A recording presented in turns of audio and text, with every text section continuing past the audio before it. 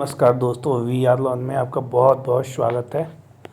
दोस्तों, हम लोग पढ़ रहे हैं इतिहास कक्षा 7 का चैप्टर नंबर 5। क्लास 6 की एनसीईआरटी हम लोग ख़त्म कर चुके हैं।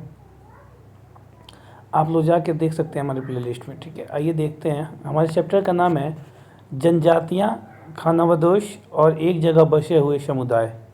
देखिए, अध्याय 2, 3 और 4 में आपने देखा किस प्रकार राज्यों का उत्थान और पतन हुआ।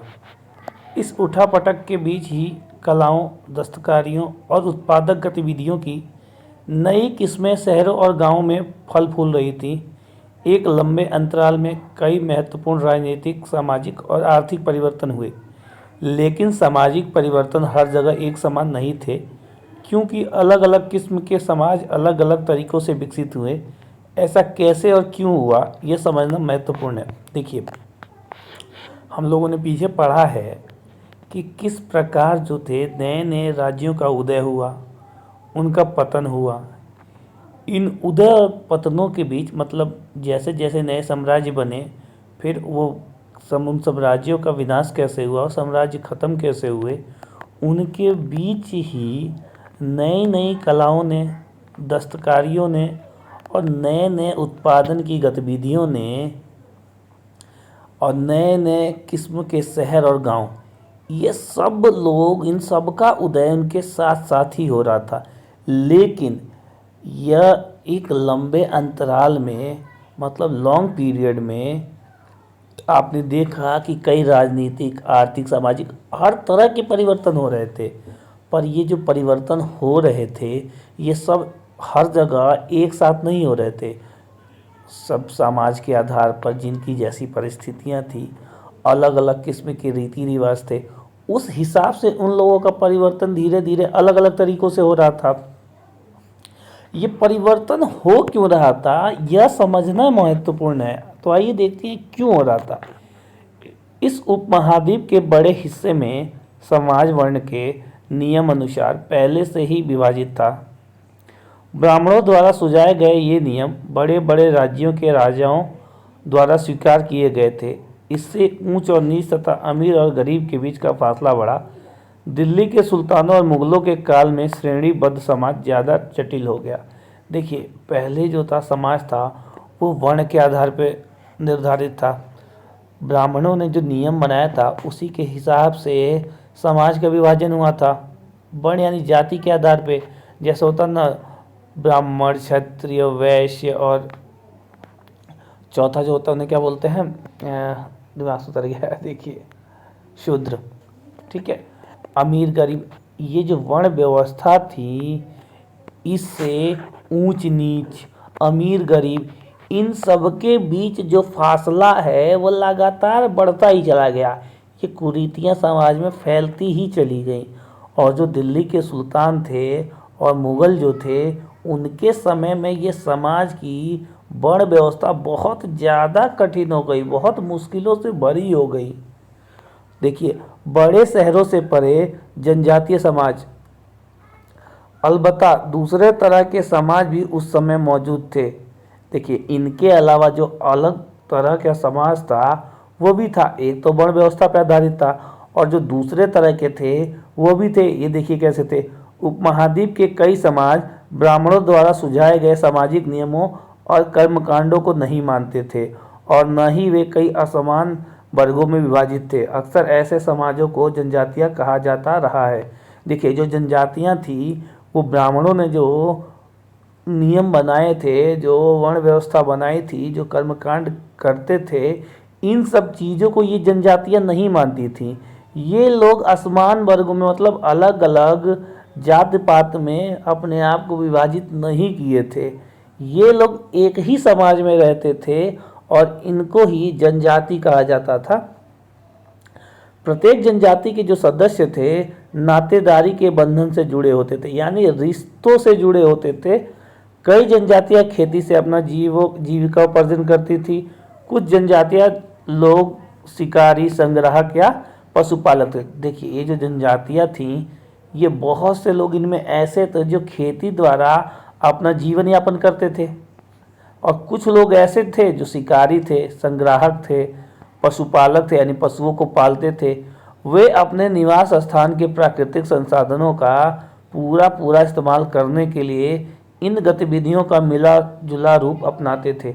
मतलब ये लोग जो थे, जनजातियां थीं, ये इनके आसपास के जो प्राकृतिक संसाधन मौजूद थे उनका इस्तेमाल ये लोग खुल के करते थे, उसका पूरा ध्यान रखते थे। ठीक है, उस पर बहुत ज़्यादा ये लोग डिपेंड रहते थे। वे एक जगह से दूसरी जगह घूमती रहती थी। ये जो जनजातियां थीं ये एक ही जगह पे नहीं रहती थीं, ये एक जगह से दूसरी जगह पे हमेशा घूमती रहती थी, यात्राएं करती रहती थी। जनजातीय समूह संयुक्त रूप से भूमि और चारागाहों पर नियंत्रण रखते थे और अपने खुद के बनाए नियमों के आधार पर परिवारों के बीच इनका बंटवारा करते थे। ये जो समूह थे, ठीक है, तो इनके लिए जो चारागाह यानी जहाँ चारा उपलब्ध हो, ऐसी भूमि जहाँ चारा उपलब्ध हो, उस पर ये लोग नियंत्रण रखते थे और अपने परिवार के लिए जो ये नियम बनाते थे उन्हीं नियमों के आधार पर परिवार में इनका बंटवारा करते थे। इस उपमहाद्वीप के विभिन्न हिस्सों में कई बड़ी जनजातियां फूली फली, सामान्यतः यह जंगलों, पहाड़ों, रेगिस्तानों और दूसरी दुर्गम जगहों पर निवास करती थी। कभी कभी जाति विभाजन पर आधारित अधिक शक्तिशाली समाजों के साथ उनका टकराव होता था। कई मायनों में इन जनजातियों ने अपनी आज़ादी को बरकरार रखा और अपनी अलहदा संस्कृति को बचाया, लेकिन जाति आधारित और जनजातीय समाज दोनों अपनी विविध किस्म की ज़रूरतों के लिए एक दूसरे पर निर्भर भी रहे।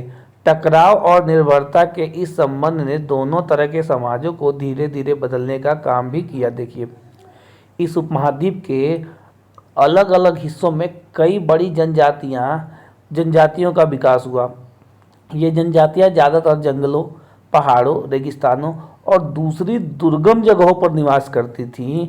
ठीक है, कभी कभी ये जो जातियां थीं, विभाजन आधारित जो शक्तिशाली समाज के लोग थे उनसे इनका टकराव हो जाता था। यानी जो वर्ण व्यवस्था में बटे लोग थे उनमें जो शक्तिशाली लोग थे, कभी कभी इन जनजातियों का टकराव उनसे हो जाता था।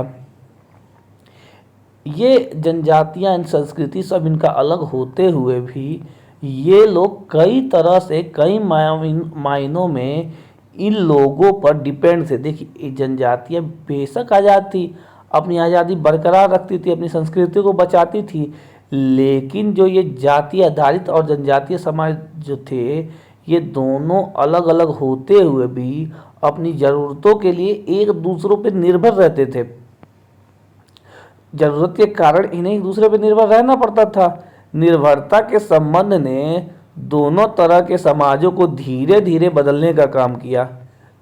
जनजातीय लोग कौन थे? समकालीन इतिहासकार और मुसाफिरों ने जनजातियों के बारे में बहुत कम जानकारी दी है।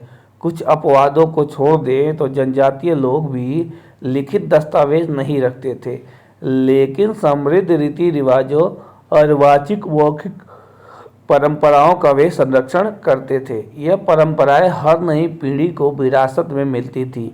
आज के इतिहासकार जनजातियों का इतिहास लिखने के लिए इन वाचक परंपराओं का इस्तेमाल करने लगे हैं। देखिए, इतिहासकार और मुसाफिरों ने जनजातियों के बारे में बहुत कम जानकारी दी है, क्योंकि उन्हें पता ही नहीं था, वो इनसे दूर रहते थे। अब इतिहासकार है या मुसाफिर है, वो आते तो कहाँ जाते थे यार? वो सीधे राजा के दरबार में जाते थे।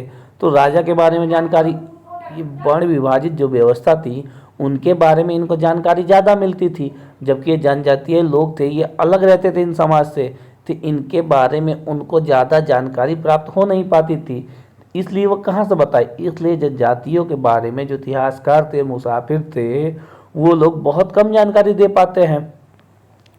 कुछ अपवादों को छोड़ दे तो जनजातीय लोग भी वो लोग लिखित दस्तावेज तो रखते नहीं थे। कोई ऐसी इन्फॉर्मेशन जो वहाँ जैसे राजा वाजा थे वो अपना इतिहास लिखवाते थे, लेकिन जो ये जनजातीय लोग थे ये लिखवाने का काम करते नहीं थे, कोई दस्तावेज रखते नहीं थे।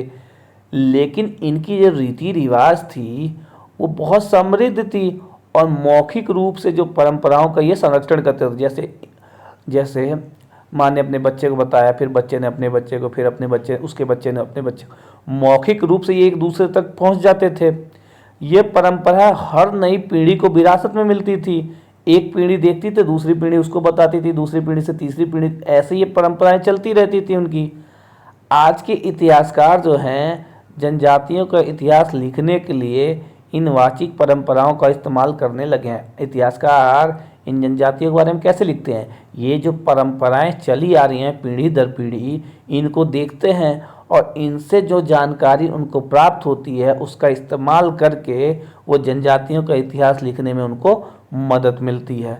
जनजातीय लोग भारत के लगभग हर क्षेत्र में पाए जाते थे। किसी भी एक जनजाति का इलाका और प्रभाव समय के साथ साथ बदलता रहता था। कुछ शक्तिशाली जनजातियों का बड़े इलाकों पर नियंत्रण था। पंजाब में खोखर जनजाति 13वीं और 14वीं सदी के दौरान बहुत प्रभावशाली थी। यहाँ बाद में गक्खर लोग ज़्यादा महत्वपूर्ण हो गए। उनके मुखिया कमाल खान गक्खर को बादशाह अकबर ने मनसबदार बनाया था। मुल्तान और सिंध में मुगलों द्वारा अधीन कर लिए जाने से पहले लंगा और अरघुन लोग का प्रभुत्व अत्यंत विस्तृत क्षेत्र पर था। देखिए, जनजाति जो लोग थे वो लगभग भारत के हर क्षेत्र में पाए जाते थे। किसी भी एक जनजाति का इलाका और प्रभाव समय के साथ साथ बदलता रहता था। मान लीजिए किसी क्षेत्र में किसी विशेष जनजाति का आज दबदबा है, कल ऐसा होगा उनका दबदबा खत्म हो जाएगा, किसी अन्य का दबदबा हो जाएगा, तो इनका भी परिवर्तन होता रहता था। कुछ शक्तिशाली जनजातियां बहुत बड़े इलाकों पर नियंत्रण यानी कंट्रोल करती थी। पंजाब में ही ऐसी एक जनजाति थी खोखर जनजाति। 13वीं और 14वीं शताब्दी में खोखर जनजाति का प्रभाव बहुत ही ज़्यादा था पंजाब के क्षेत्र में, लेकिन बाद में खोखर जनजाति का जो प्रभाव था वो कम हो गया और गक्खर लोगों का प्रभाव ज़्यादा हो गया। उन गोखरों के मुखिया थे कमाल खान गक्खर। उनको बादशाह अकबर जो थे उन्होंने मनसबदार बनाया था। सुल्तान और सिंध में मुगलों द्वारा अधीन, देखिए जब सुल्तान और सिंध मुगलों के अधीन हो गया, ठीक है, तो वहाँ जो लंगा और अरघुन लोग रहते थे उनका नियंत्रण जो था बहुत बड़े क्षेत्र पर था, वो कम हो गया। उत्तर पश्चिम में और एक विशाल देखिए एवं शक्तिशाली जनजाति थी बलोच। देखिए जो ये उत्तर का हिस्सा, उत्तर पश्चिम का हिस्सा है, यहाँ पे बलोच लोगों का ये बहुत ज़्यादा दबदबा था। अलग अलग मुखिया वाले कई छोटे छोटे कुलों में बटे हुए थे। ये बलोच जो थे ये अलग अलग इनकी मुखिया थे और ये कई छोटे छोटे दलों में बटे हुए थे, कुलों में बटे हुए थे। पश्चिमी हिमालय में गड्डी गडरिया की जनजाति रहती थी। देखिए जो पश्चिमी हिमालय है वहाँ गड्डी नामक गडरिया जो थे, गडरिया समुदाय ये रहते था। उपमहाद्वीप के सुदूर उत्तर पूर्वी भाग पर भी नागा, अहोम और कई दूसरी जनजातियां का पूरी तरह प्रभुत्व था। देखिए उपमहाद्वीप का जो उत्तर पूर्वी भाग है वहाँ पे नागा लोग रहते थे, अहोम रहते थे और कई दूसरी जनजातियों का प्रभाव वहाँ पे था। मौजूदा बिहार और झारखंड के कई इलाकों में 12वीं सदी तक चेर सरदार शाहियों का उदय हो चुका था। बादशाह अकबर के प्रसिद्ध सेनापति राजा मान सिंह ने 1591 में चेर लोगों पर हमला किया और उन्हें परास्त किया। देखिए जो बिहार और झारखंड का इलाका है वहाँ 12वीं सदी तक चेर समुदाय का जो चेर जनजाति थी उनका उदय हो चुका था। बादशाह अकबर के जो प्रसिद्ध सेनापति थे राजा मान सिंह, उन्होंने 1591 में चेर पर आक्रमण किया और चेर लोगों को परास्त कर उन्हें लूट कर अच्छा खासा माल इकट्ठे किया। जो चेरों को हरा कर राजा मान सिंह थे उन्होंने उनको लूटा और उनसे बहुत ज़्यादा धन प्राप्त किया, लेकिन वे पूरी तरह अधीन नहीं बना पाए। चेर हार तो गए लेकिन उन पर पूरा कंट्रोल नहीं हो पाया मुगलों का। औरंगजेब के समय में मुगल सेनाओं ने चेर लोगों के कई किलों पर कब्जा किया और इस जनजाति को अपना अधीनस्थ बना लिया। लेकिन देखिए मान सिंह ने जब उनको परास्त किया था तो मान सिंह उन पे पूरा कंट्रोल नहीं कर पाए, लेकिन औरंगजेब ने चेर लोगों को परास्त भी किया और उन पे अपना कंट्रोल भी कर लिया। इस क्षेत्र में रहने वाली महत्वपूर्ण जनजातियों में मुंडा और संताल थे।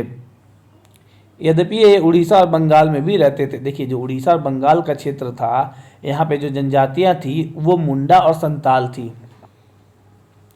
कर्नाटक और महाराष्ट्र की पहाड़ियाँ कोली, बेरात तथा कई दूसरी जनजातियों के निवास स्थान थे। वही जो कर्नाटक और महाराष्ट्र की पहाड़ियाँ थीं, वहाँ पे कोली, बेरात और अन्य कई तरह की दूसरी जनजातियाँ रहती थीं। कोली लोग गुजरात के कई इलाकों में भी रहते थे। कुछ और दक्षिण में कोरांग, वेतर, मारवाड़ और दूसरी जनजातियों की विशाल आबादी थी।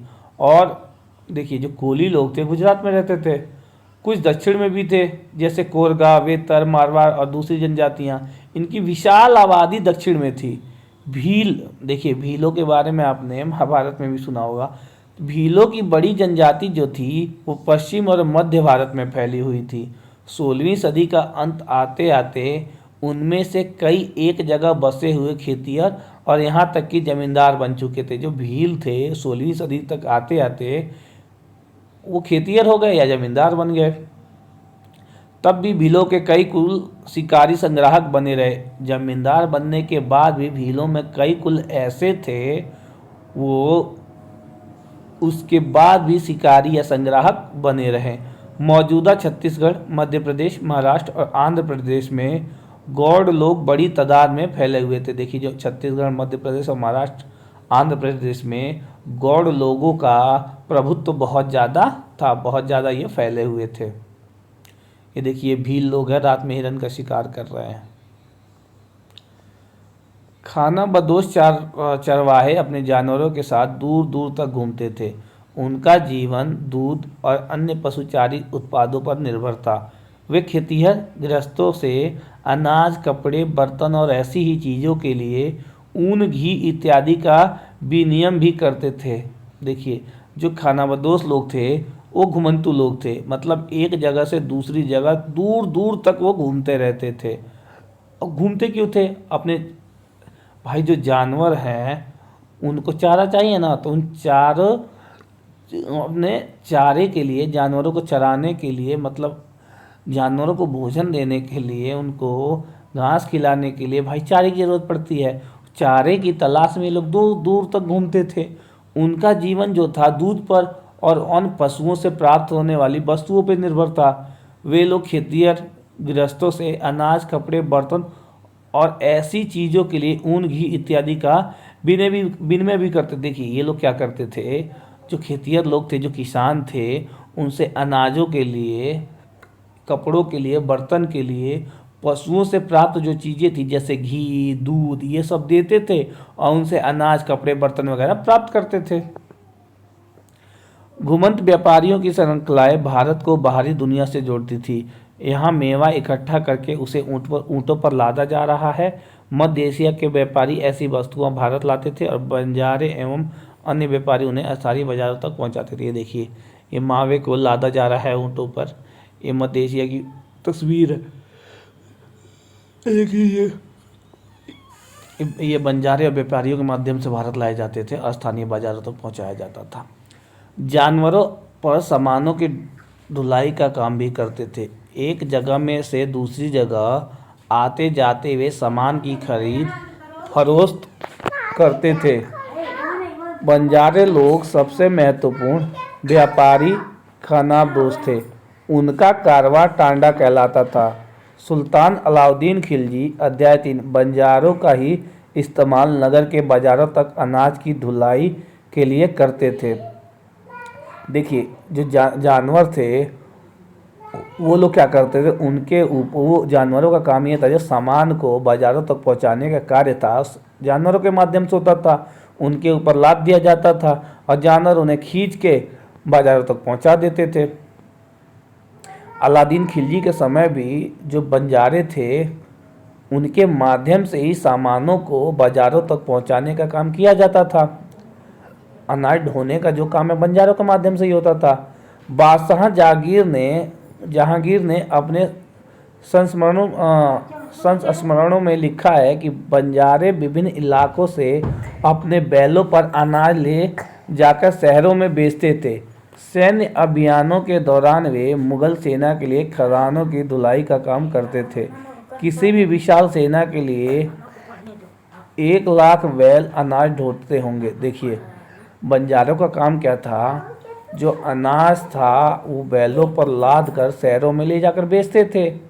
और जो सैन्य अभियान थे उन दौरान सेनाओं को खाने के लिए जिन खाने की वस्तुओं की आवश्यकता होती थी उसको भी ढोने का जो काम है ये बंजारों द्वारा ही किया जाता था। अब मान लीजिए किसी भी विशाल सेना के लिए सेना लाखों में होती थी, तो जहाँ खाने की वस्तुएं भी लाखों में होंगी, तो उसको ढोने के लिए लाखों बैलों की आवश्यकता होगी ना। तो वही चीज़ यहाँ कह रहा है। देखिए बंजारों के बारे में यहाँ दिया है, 17वीं सदी के आरंभ में भारत आने वाले एक अंग्रेज व्यापारी पीटर मंडी ने बाजारों का वर्णन किया है। देखिए 17वीं शताब्दी में भारत में एक अंग्रेज व्यापारी पीटर मंडी नाम का आया था और उसने बाजारों के बारे में लिखा है। सुबह हमारी मुलाकात बंजारों की एक टांडा से हुई जिसमें 14,000 बैल थे। सारे पशु गेहूं और चावल जैसे अनाजों से लदे हुए थे। ये बंजारे लोग अपनी पूरी घर गृहस्थी, बीवी और बच्चे अपने साथ लेकर चलते हैं। एक टांडा में कई परिवार होते हैं। उनका जीने का तरीका उन भारवाहकों से मिलता जुलता है जो लगातार एक जगह से दूसरी जगह जाते रहते हैं। गाय बैल उनके अपने हाथ होते हैं। कई बार वे सौदागर के द्वारा भाड़े पर नियुक्त किए जाते हैं, लेकिन ज़्यादातर वे खुद सौदागर होते हैं। सौदागर मतलब व्यापारी। अनाज जहाँ सस्ता उपलब्ध है वहाँ से वे खरीदते हैं और उस जगह ले जाते हैं जहाँ वह महंगा है। वहाँ से फिर वे ऐसी बस चीज़ें लाद लेते हैं जो किसी अन्य जगह पहुँचानी हो या मुनाफे के साथ बेची जा सकती है। टांडा में 6 से 700 तक लोग हो सकते हैं। वे एक दिन में 6 या 7 मील से ज़्यादा सफ़र नहीं करते। यहाँ तक कि ठंडे मौसम में भी अपने गाय बैलों पर सामान उतारने के बाद वे उन्हें चरने के लिए खुला छोड़ देते हैं, क्योंकि यहाँ ज़मीन पर्याप्त है और उन्हें रोकने वाला कोई नहीं। ठीक है, देखिए जो टांडे यानी जो व्यापारी थे वो लोग, ये देखिए जो पीटर मंडी था उसकी मुलाकात बंजारों की एक टोली से हुई जिसमें 14,000 पशु थे यानी बैल थे। ये इन पशुओं के ऊपर यानी इन बैलों के ऊपर गेहूं चावल जैसे अनाज लदे हुए थे। ये बंजारे लोग अपनी पूरी फैमिली के साथ चलते थे, जिसमें उनके बच्चे उनकी बीवी सब लोग साथ होते थे। एक टोली में कई परिवार होते थे। उनका जीने का तरीका उन भारवाहकों से मिलता है जो लगातार एक जगह से दूसरी जगह जाते रहते थे। गाय बैल उनके अपने होते थे। ठीक है, कई बार ये सौदागर जो थे भाड़े के होते थे, लेकिन ज़्यादातर वे खुद सौदागर होते थे। अनाज जहाँ सस्ता उपलब्ध है वहाँ से वे खरीदते थे, जहाँ महंगा बिकता था वहाँ बेच देते थे। एक दिन में 6 से 7 मील ये पैदल चलते थे। उसके बाद बैलों को छोड़ देते थे चरने के लिए, क्योंकि इन्हें रोकने वाला कोई था नहीं, पर्याप्त जगह थी चरने के लिए। देखिए कई पशुचारी जनजातियाँ मवेशी और घोड़ों जैसे जानवरों को पालने पोसने और संपन्न लोगों के साथ उन्हें बेचने का काम करती थी। देखिए कई जनजातियाँ ऐसी थीं जो मवेशियाँ पालती, इन्हें भैंसों को पालती थी, घोड़ों को पालती थी और जिनको उसकी ज़रूरत होती थी उनको बेच देती थी। छोटे मोटे फेरी वालों की विभिन्न जातियाँ भी थीं। एक गांव से दूसरे गांव भ्रमण करती थी। ये लोग रस्सी सरकंडे की चीज़ें, फूस की चटाई और मोटे बोरे जैसे माल बनाते और बेचते थे। कभी कभी भिक्षुक लोग भी घुमंत सौदागरों का काम करते थे। नर्तकों, गायकों और तमाशा बीनों की भी जातियाँ थी जो विभिन्न नगरों और गाँवों में कमाई के लिए अपनी कला का प्रदर्शन करते। देखिए कुछ छोटे मोटे भी व्यापारी थे। ठीक है, उनका काम क्या था, एक गांव से दूसरे गांव में घूमना। ये लोग रस्सी सरकंडे, फूस की चटाई, मोटे बोरे जैसे माल बनाते और बेचते थे। कभी कभी जो भिक्षुक लोग थे वो भी एक गांव से दूसरे गांव घूमते थे।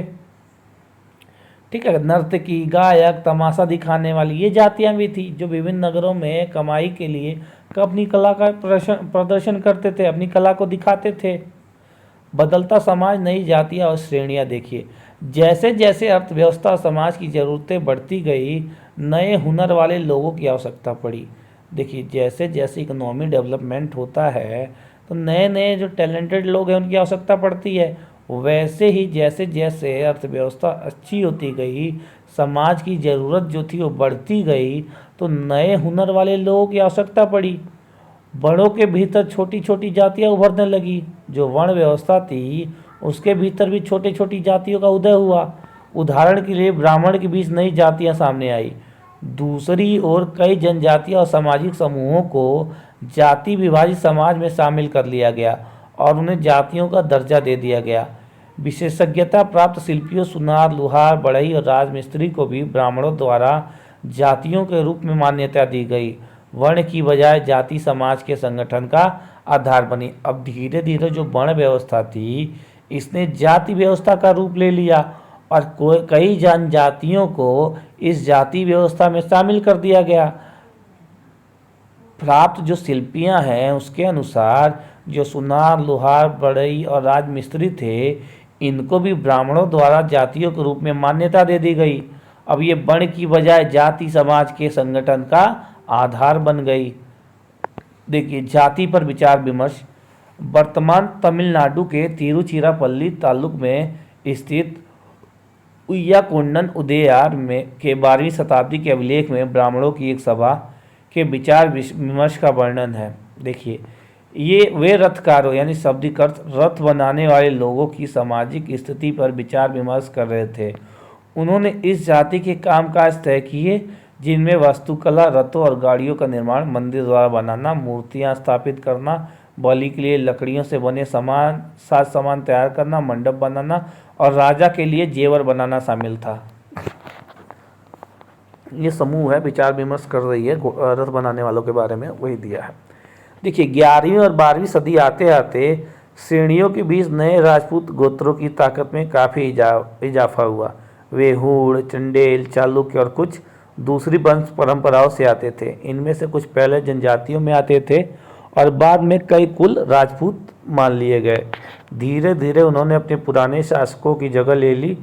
विशेषतः कृषि वाले क्षेत्र में यह कई तरह के परिवर्तन हो रहे थे और शासकों ने शक्तिशाली राज्यों के निर्माण में अपनी संपदा का इस्तेमाल किया। देखिए 11वीं और 12वीं सदी के बीच क्या हुआ, कई क्षत्रिय राजपूतों का उदय हुआ। यानी क्षत्रिय जो राजपूत थे उनमें और कई गोत्रों का इजाफा हुआ, उदय हुआ और नए नए गोत्र आ गए जैसे हूण, चंडेल, चालुक्य और कई दूसरी जो वंश परंपराएं थीं उनके आधार पर।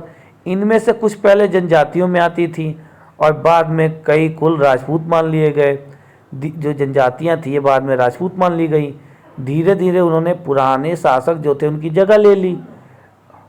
अब इनमें जो मुख्य थी जो कृषि वाले क्षेत्र थे, यहाँ पे तो कई तरह के परिवर्तन हुए। कई शक्तिशाली शासकों ने अपने राज्य निर्माण में अपनी संपदा का इस्तेमाल किया। शासकों के रूप में राजपूत गोत्रों के उदय के उदाहरण का जनजातीय लोगों ने अनुसरण किया। धीरे धीरे ब्राह्मणों के समर्थन से कई जनजातियां जाति व्यवस्था का हिस्सा बन गई। देखिए शासक के रूप में जो राजपूत गोत्रों का उदय हुआ उसके उदाहरण ने जो जनजातीय लोग थे उन्होंने उसका अनुसरण किया। उसको देख के धीरे धीरे ब्राह्मणों के समर्थन से कई जनजातियां जाति व्यवस्था की हिस्सा बन गई। लेकिन केवल प्रमुख जनजातीय परिवार ही शासक वर्ग में शामिल हो पाए। लेकिन इन जनजातियों में कुछ प्रमुख जनजाति परिवार ही थी, उन्हें ही क्षत्रिय यानी राजपूत वर्ग जो था, शासक वर्ग था, उसमें शामिल किया गया। उनकी बहुसंख्यक आबादी समाज की छोटी जातियों में ही जगह बना पाई। दूसरी तरफ देखिए जो बहुसंख्यक आबादी थी वो समाज की छोटी जातियों में उनकी गिनती हुई, उसी में वो जगह बना पाई। दूसरी तरफ पंजाब, सिंध और उत्तर पश्चिम सरहद की प्रभुत्वशाली जनजातियों ने काफ़ी पहले इस्लाम को अपना लिया था।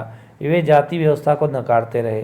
सनातनी हिंदू धर्म के द्वारा प्रस्तावित गैर बराबरी वाली सामाजिक व्यवस्था इन इलाकों में बड़े पैमाने पर स्वीकार नहीं की। देखिए जो पंजाब और सिंध का जो इलाका था, जो उत्तर पश्चिम की जो सरहद थी, सीमा पार वाली जो जनजातियां थी, उन्होंने इस्लाम धर्म को अपना लिया क्योंकि वो जाति व्यवस्था को नहीं मानते थे। सनातनी हिंदू धर्म द्वारा ये जो गैर बराबरी, जो ऊंच नीच का भेदभाव वाली व्यवस्था थी, इन इलाकों में बड़े पैमाने पर इसको स्वीकारा ही नहीं कि भाई देखिए सब लोग बराबर हैं, कोई ऊंच नीच, कोई छोटा मोटा नहीं है। इसलिए उन्होंने इस्लाम धर्म को अपना लिया। राज्यों की उत्पत्ति जनजाति लोगों के बीच हुए सामाजिक बदलाव से गहराई से संबंधित है। हमारे इतिहास के इस महत्वपूर्ण हिस्से के दो उदाहरण नीचे उल्लेखित है। गौड़ गौड़ लोग गोंडवाना नामक विशाल वन प्रदेश में रहते थे। वे स्थानांतरीय कृषि अर्थात जगह बदल बदल कर खेती करते थे। विशाल गौड़ जनजाति कई छोटे छोटे कुलों में बटी हुई थी। प्रत्येक कुल का अपना राज्य या राय होता था। जिस समय दिल्ली के सुल्तानों की ताकत घट रही थी, उसी समय कुछ बड़े गौड़ राज्य छोटे गौड़ सरदारों पर हावी होने लगे थे। अकबर के शासनकाल के एक इतिहास अकबरनामा में उल्लेखित है कि गढ़ कटंगा के गौड़ राज्य में 70,000 गांव थे। देखिए, जो गौड़ लोग थे वो गोंडवाना नामक एक विशाल वन प्रदेश था, वहाँ रहते थे। वे कृषि पर डिपेंड थे और वो लोग जगह बदल बदल कर खेती किया करते थे। जो विशाल गौड़ जनजाति थी, ये कई छोटे छोटे कुलों में बटी हुई थी। प्रत्येक कुल का अपना राज्य था, या अपना गांव था, या अपना समूह था, या अपना क्षेत्र था। जिस समय दिल्ली के सुल्तानों की ताकत घट रही थी, ठीक है, उस समय कुछ बड़े गौड़ राज्य जो थे और या जो सरदार थे, वो छोटे सरदारों पे हावी होने लगे। अकबर के शासनकाल में जो अकबरनामा लिखा गया, उसमें लिखा गया है कि गढ़ कटंगा के गौड़ राज्य में लगभग 70,000 गांव शामिल थे। इन राज्यों की प्रशासनिक व्यवस्था केंद्रीकृत हो रही थी, यानी ये जो गौड़ राज्य था गढ़ कटंगा, यहाँ की जो प्रशासनिक व्यवस्था थी वो केंद्रीकृत हो गई थी। जैसे आज है ना, सारी जो मुख्य पावर है वो केंद्र के हाथों में है। हमारे यहाँ केंद्रीकृत व्यवस्था है ना, वैसे ही राज्य गढ़ों में विभाजित थे। हर गढ़ किसी खास गौड़ कुल के नियंत्रण में था। यह पुनः 84 गांवों की इकाइयों से विभाजित होते थे, जिन्हें 84 कहा जाता था। देखिए, जो राज्य थे वो गढ़ों में विभाजित थे। जो गढ़ थे वो किसी खास गौड़ कुल के नियंत्रण में थे, यानी खास गौड़ कुल में विभाजित थे। और ये जो कुल थी ये 84 गांवों की इकाइयों में विभाजित थी। ठीक है, ये जो गौड़ कुल था इनको 84 गांवों में विभाजित कर दिया गया था। 84 का उपविभाजन बरहोतों में होता था। जो 12-12 गांवों को, जो ये 84 थे इनको 12-12 गांवों में विभाजित किया गया था। बड़े राज्य के उदय ने गौड़ समाज के चरित्र को बदल डाला। उनका मूलतः बराबरी वाला समाज धीरे धीरे असमान सामाजिक वर्गों में विभाजित हो गया। ब्राह्मण लोगों ने गौड़ राजाओं में अनुदान में भूमि प्राप्त की और अधिक प्रभावशाली बन गए। गौड़ सरदारों को अब राजपूतों के रूप में मान्यता प्राप्त करने की चाहत हुई। इसलिए यह गढ़ कटंगा के गौड़ राजा अमन दास ने संग्राम शाह की उपाधि धारण की।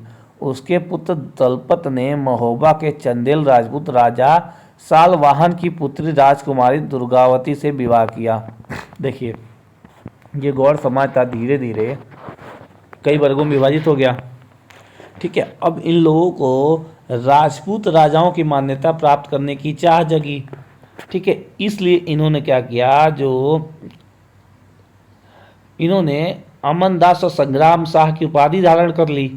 और उनके जो पुत्र दलपत थे उन्होंने महोबा के चंदेल राजपूत जो राजा सालवाहन की पुत्री थी उनसे विवाह कर लिया, राजकुमारी दुर्गावती से। दलपत की मृत्यु कम उम्र में ही हो गई। अब रानी दुर्गावती जो थी वो बहुत योग्य थी और उसने अपने 5 साल के पुत्र वीर नारायण के नाम पर शासन की कमान संभाल ली। संरक्षिका बन के वीर नारायण की उनकी माता दुर्गावती ने शासन को संभाला। उसके समय में राज्य का और अधिक विस्तार हुआ। जो दुर्गावती थी उनके समय राज्य का विस्तार बहुत हुआ। रानी दुर्गावती के बारे में पढ़ना, बहुत ही महान शासिका थी। 1565 में आसिफ खान के नेतृत्व में मुगल सेनाओं के गढ़ कटंगा पर हमला किया। रानी दुर्गावती ने इसका सामना जमकर किया। इसकी हार हुई और उसके समर्पण करने के बजाय मर जाना बेहतर समझा। उसका पुत्र भी तुरंत बाद लड़ता हुआ मारा गया। देखिए, रानी दुर्गावती जो थी बहुत शक्तिशाली लेडी थी। मुगल सेना को वो एक बार नहीं 3 बार अपने राज्य से हरा कर खदेड़ दी। लेकिन अंततः क्या हुआ, उसका पुत्र मारा गया। अब उसके बाद इनको लगा कि मैं भी मारी जाऊंगी, तो उन्होंने मुगल सेना के हाथों मरने के बजाय खुद को ही मार लिया। गढ़कटंगा का एक समृद्ध राज्य था। इसने हाथियों को पकड़ने और दूसरे राज्यों में उनका निर्यात करने के व्यापार में खासा धन कमाया। जब मुगलों ने घोड़ों को हराया तो उन्होंने लूट में बेशकीमती सिक्के और हाथी बहुतायत में हथिया लिए। उन्होंने राज्य का एक भाग अपने कब्जे में ले लिया और शेष वीर नारायण के चाचा चंदर शाह को दे दिया। गढ़कटंगा के पतन के बावजूद गौड़ राज्य कुछ समय तक चलता रहा, लेकिन वे काफ़ी कमज़ोर हो गए और बाद में अधिक शक्तिशाली बुंदेलों और मराठों के खिलाफ उनके संघर्ष असफल रहे। अब देखिए यहाँ दिया अहोम के बारे में। अहोम लोग मौजूद म्यांमार जो है वहाँ से आकर 13वीं सदी में ब्रह्मपुत्रा घाटी में आके बसे। उन्होंने भूया यानी जो भूस्वामी लोग थे उनकी पुरानी राजनीति व्यवस्था का दमन करके नए राज्य की स्थापना की। जो जमींदार थे उनकी जो पुरानी राजनीतिक व्यवस्था थी उसका अंत कर दिया, उसको समाप्त कर दिया और नए राज्य की स्थापना की। 16वीं सदी के दौरान उन्होंने चुटियों 1523 और कोच हाजो यानी 1581 के राज्यों को अपने राज्य में मिला लिया। उन्होंने कई अन्य जनजातियों को भी अपने अधीन कर लिया। अहोमों ने एक बड़ा राज्य बनाया और इसके लिए 1530 के दशक में ही इतने वर्षों पहले आग्नेय अस्त्रों का इस्तेमाल किया, यानी आग उगलने वाले अस्त्रों का प्रयोग किया। बारूद और तोपों का निर्माण करने में ये लोग सक्षम हो गए। लेकिन अहोम लोगों को दक्षिण पश्चिम से कई आक्रमणों का सामना करना पड़ा। 1662 में मीर जुमला के नेतृत्व में मुगलों ने अहोम राज्य पर हमला किया। बहादुरी से सामना करने के बावजूद जो अहोम लोग थे उनकी हार हुई, लेकिन उस क्षेत्र पर मुगलों का डायरेक्ट कंट्रोल ज़्यादा समय तक नहीं बन पाया। अहोम राज्य बेगार और निर्भर था। अहोम जो राज्य था वो भाई सेल्फ डिपेंडेंट था। राजा के लिए जिन लोगों से जबरन काम लिया जाता था वे पाइक कहलाते थे। अहोम राज्य में एक जनगणना की गई थी। प्रत्येक गांव को अपनी बारी आने पर निश्चित संख्या में पाइक भेजने होते थे। ठीक है, काम करने के लिए जिन लोगों को भेजा जाता था उन्हें पाइक कहा जाता था। प्रत्येक गांव को के लिए एक नियम था कि जरूरत पड़ने पर निश्चित संख्या में काम करने वाले लोगों को भेजना पड़ेगा। इसके लिए जनगणना के बाद सघन आबादी वाले इलाकों से कम आबादी वाले इलाकों में लोगों को स्थानांतरित किया गया था। इस प्रकार अहोम कुल टूट गए। 17वीं शताब्दी का पूरा होते होते प्रशासन खासा केंद्रीकृत हो चुका था। लगभग सभी वयस्क पुरुष युद्ध के दौरान सेना में अपनी सेवाएं प्रदान करते थे।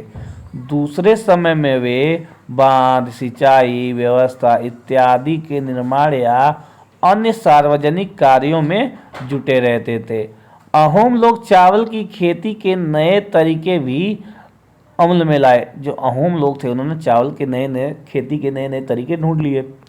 अहोम समाज कुलों में विभाजित था जिन्हें खेल कहा जाता था। वहाँ दस्तकारों की बहुत कम जातियाँ थी, इसलिए अहोम क्षेत्र में दस्तकार निकटवर्ती क्षेत्रों से आए थे। एक खेल के नियंत्रण में प्राय कई गांव होते थे। किसानों को अपने ग्राम समुदाय द्वारा जमीन दी जाती थी। समुदाय की सहमति के बगैर राजा तक इसे वापस नहीं ले सकता था। शुरुआत में अहोम लोग अपने जनजातीय देवताओं की उपासना करते थे, लेकिन 17वीं सदी के पूर्वार्ध में ब्राह्मणों के प्रभाव में बढ़ोतरी हुई। मंदिरों और ब्राह्मणों को राजा के द्वारा भूमि अनुदान में दी गई। शिव सिंह 1714-44 के काल में हिंदू धर्म वहाँ का प्रधान धर्म बन गया, यानी हिंदू धर्म का प्रभुत्व हो गया। लेकिन अहोम राजाओं ने हिंदू धर्म को अपनाने के बाद अपनी पारंपरिक आस्थाओं को पूरी तरह से नहीं छोड़ा था। अहोम समाज एक अत्यंत परिष्कृत समाज था। कवियों और विद्वानों को अनुदान में जमीन दी जाती थी। नाट्य कर्म को प्रोत्साहन दिया जाता था। संस्कृत की महत्वपूर्ण कृतियों का स्थानीय भाषा में अनुवाद किया गया था। बुरंजी नामक ऐतिहासिक कृतियों को पहले अहोम भाषा में और फिर असमिया में लिखा गया था। निष्कर्ष, जिस युग की हम चर्चा करते आए हैं उस युग के दौरान उपमहाद्वीप में काफ़ी सामाजिक परिवर्तन हुआ। बड़ आधारित समाज और जनजातियां लोग एक दूसरे के साथ लगातार संपर्क में आते रहे। देखिए, इन दोनों को अपनी ज़रूरतों को पूरा करने के लिए एक दूसरे कांटेक्ट में आना पड़ता होगा। ठीक है, ये वस्तुओं का आदान प्रदान करते होंगे। दोनों तरह के समाज जो थे, अनुकूलन और बदलाव की प्रक्रिया चलती रही होगी दोनों के बीच। बहुत से विभिन्न प्रकार की जो जनजातियां थी और विभिन्न प्रकार की जो जीविकाएं अपनाई इन्होंने, उनमें से कई जाति आधारित समाज में शामिल हो गई, लेकिन कईयों ने जाति व्यवस्था और सनातनी हिंदू धर्म दोनों को ही नकार दिया। देखिए, कई जो जनजातियां थी वो जाति व्यवस्था में शामिल हो गई, लेकिन कई जनजातियां ऐसी थी उन्होंने हिंदू धर्म और जाति व्यवस्था को अपनाने से इनकार कर दिया। कुछ जनजातियों ने सुसंगठित प्रशासनिक व्यवस्था वाले विस्तृत राज्यों की स्थापना की। इस तरह वे राजनीतिक रूप से ताकतवर हो गए। इसने उन्हें बेहतर और अधिक जटिल राज्यों और साम्राज्यों के साथ संघर्ष की स्थिति में ला खड़ा किया। जबकि कुछ जनजातियां जो थी उन्होंने अपना खुद का राज्य बनाया और धीरे धीरे वे शक्तिशाली होते चले गए और उनका साम्राज्य इतना विशाल हो गया कि जो जटिल और जो मतलब ताकतवर राज्य थे उनसे संघर्ष करने के लिए, उनसे लोहा लेने के लिए वो लोग ताकतवर हो गए, खड़े हो गए। देखिए, आप एक ऐसे खानाबदोश समुदाय के सदस्य हैं जो हर 3 महीने बाद अपना निवास स्थान बदलता है। इसके आपके जीवन पर क्या प्रभाव पड़ेगा, आप बताइए। इस समय रहने के लिए जगह नहीं है, कहाँ जाएंगे।